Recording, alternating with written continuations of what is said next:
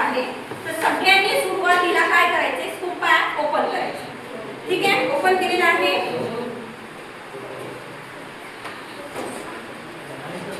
बघा अशा प्रकारचं साईन सगळ्यांसमोर आहे.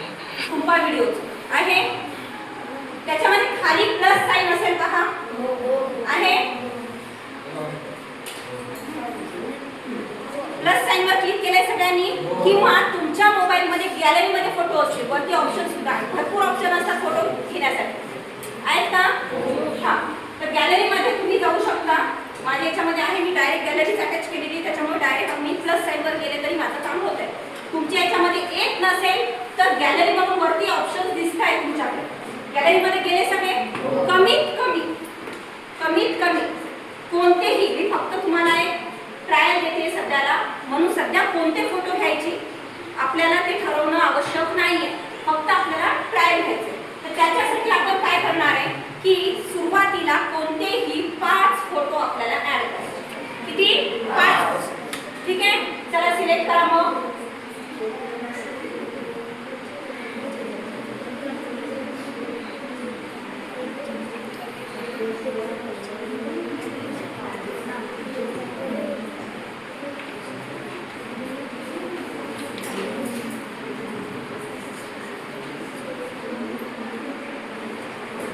झाले का? 5 फोटो ऍड केले सगळ्यांनी. कुणाला अडचण येत असेल तर तेव्हा लगेच सांगा. 5 फोटो तिथे सिलेक्ट म्हणून एक ऑप्शन येते, किंवा अशा पद्धतीचा एक ऑप्शन येते, त्याला फक्त क्लिक करायचं.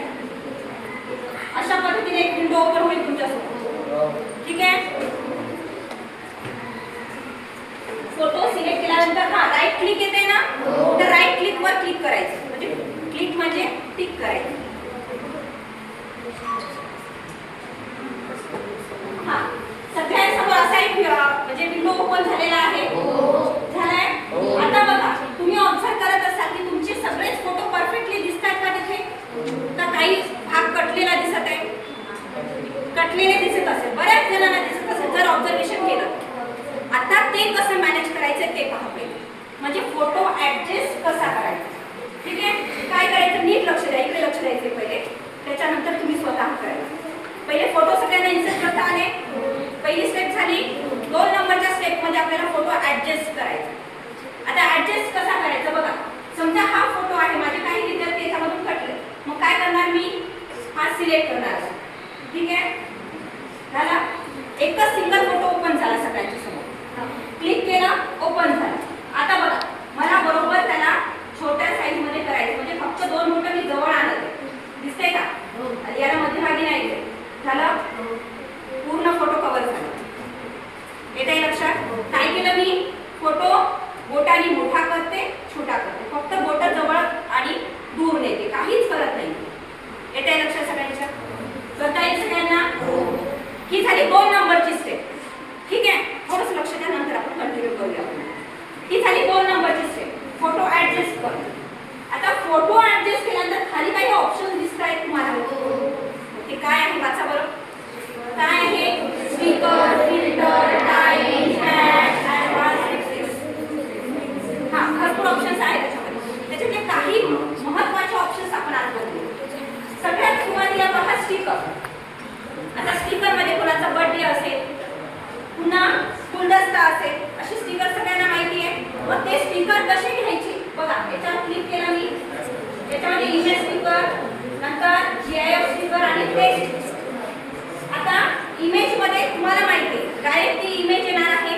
त्याच्यानंतर टेक्स्ट मध्ये आपल्याला काही टाईप करायचं असेल ते येईल.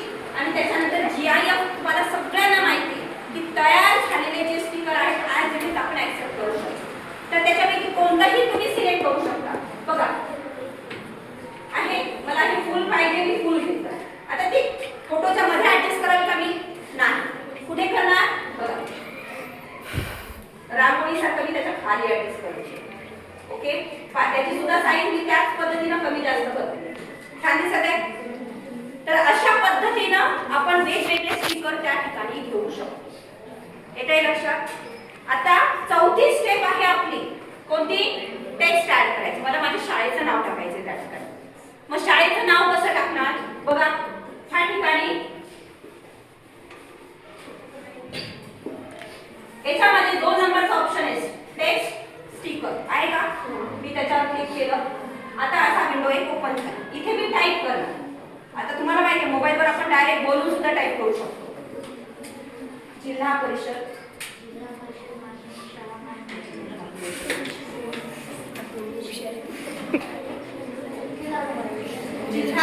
अशा पद्धतीने टाईप केलं.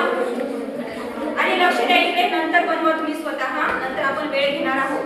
हे टेक्स्ट ऍड केलं आपण. आता त्याला आपल्याला फक्त ओके करायचं आहे. आता ओके केल्यानंतर इथे पुन्हा एक विंडो येतोय. विंडो येतोय बघा इथे. पुन्हा इथे टच करायचंय राईट साइड वर. आता हे अक्षर कुठे आले? मध्ये पाहिजे का? नाही, ते पाहिजे वरच्या साइड. मग वरच्या साइडला त्याला शिफ्ट करा आणि त्याची साईज वाढवा.